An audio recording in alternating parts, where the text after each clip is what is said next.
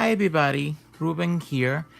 Today I wanted to share a tip about painting gray tones before you watercolor using Memento.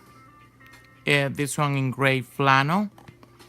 Also gonna use today the VersaFine ink to stamp and the Estampendos Rose from the Rose Bouquet set.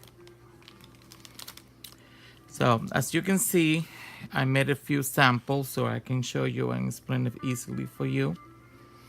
When you do the gray tones first, it gives it like a more three-dimensional. Can you see it there? A more three-dimensional look. When you do just one color, it kind of fall flat. It look more like cartoonish and less realistic. So to do that, it's very easy. The reason why I like to use Memento is because when you layer the gray tones, it won't move much. Even Memento can be slightly activated again by water. It's very little. So when I'm applying the color on top of it, I don't want the gray tones really to move. That's why I rather to do it with this instead of the watercolor. So it's very easy. If you want a reference, you can check online a rose photograph and convert it into gray tones, and that will help you to have it an idea.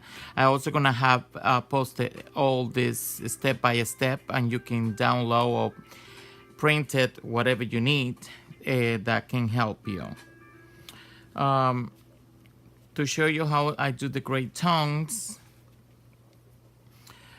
I take a little bit of the ink from Memento and put it in anything that's sleek. In this case, I'm using those clear blocks to stamp.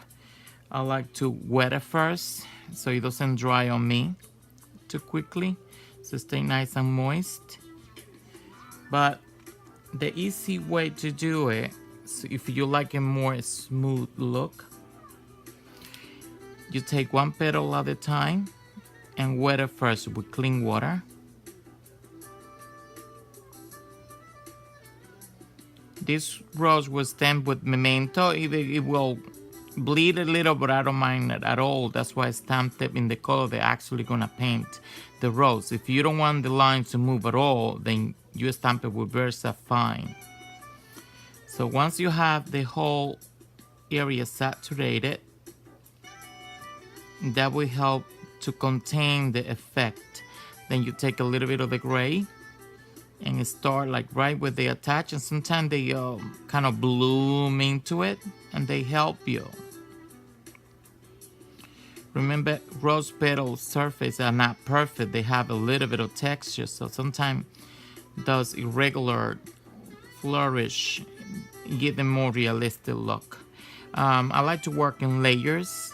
Like I do one and then I do a little bit more.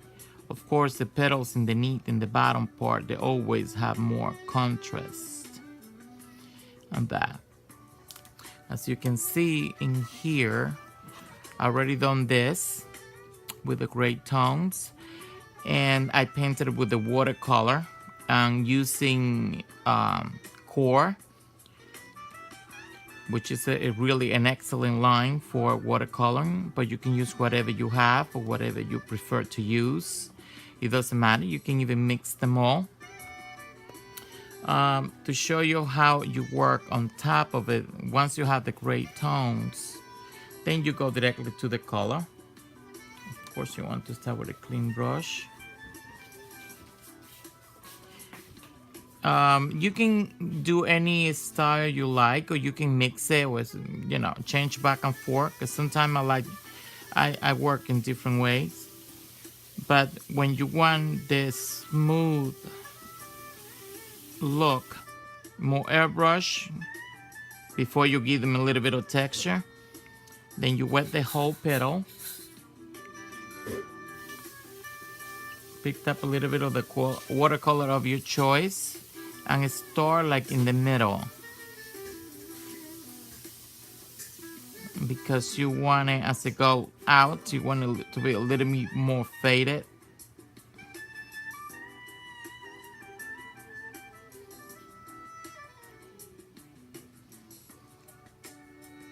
Sometimes you gotta let the layers dry before you continue.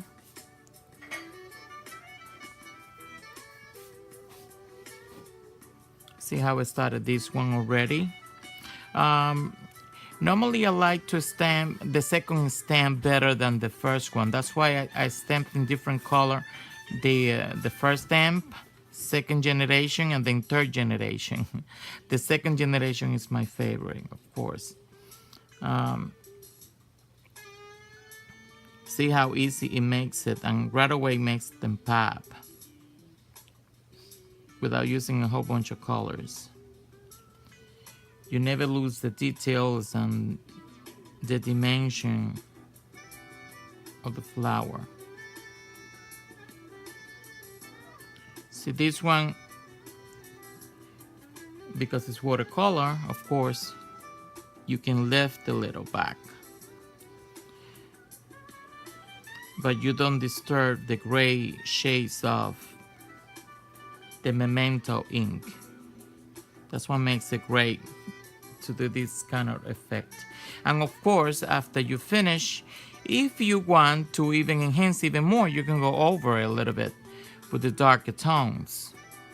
I prefer to leave them alone and not overdo them too much.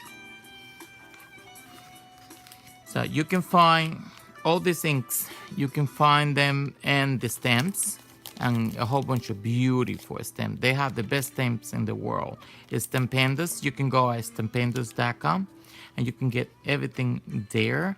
If you want to see more my projects, go to in Facebook, my page, Ruben Ruiz Design. It's facebook.com/I love deco art. I'm gonna put the link below. So thank you for watching, and please like and subscribe and share, and so you don't miss any of my projects. Just go to my page. Let me show you before I go a beautiful Valentine card that I made. Look how pretty. Using just a single rose, that's all I needed it. Made with this type of technique. I hope you like it and enjoy it, and I hope you got to learn something. See you next time. Bye.